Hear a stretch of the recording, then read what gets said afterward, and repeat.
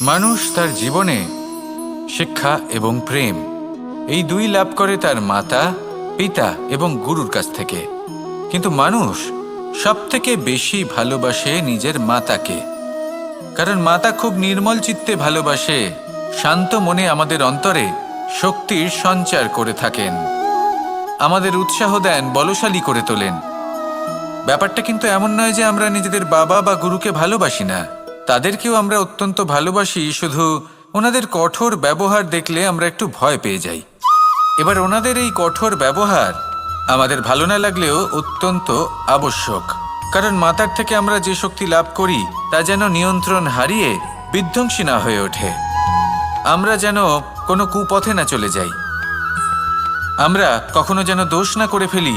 শুধু সেই জন্য পিতা এবং গুরু একটু কঠোর হয়ে ওঠেন, এবং ওনাদের এই কঠোর আচরণ ভবিষ্যতে গিয়ে আমরা অবশ্যই বুঝতে পারি।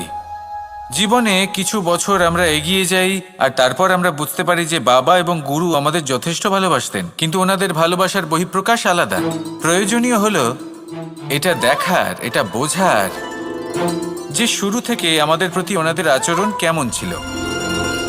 ওনাদের কঠোর হওয়ার পেছনে ওনাদের ভালোবাসাটা বোঝার চেষ্টা করুন, ওনাদের চিন্তাটা বোঝার চেষ্টা করুন, ওনাদের পথপ্রদর্শনের আড়ালে আপনার ভবিষ্যতের জন্য যে পরিকল্পনা ওনারা করেছেন সেটা বোঝার চেষ্টা করুন। তখন আপনারা বুঝতে পারবেন ওনাদের ভালোবাসাকে। আপনার মনের মধ্যে আপনা থেকেই ওনাদের প্রতি সম্মান জেগে উঠবে। নিজের পিতা এবং নিজের গুরু এই দুজনের প্রতি কৃতজ্ঞতা প্রকাশ করুন আর আমার সাথে ভালোবেসে বলুন, রাধা রাধা।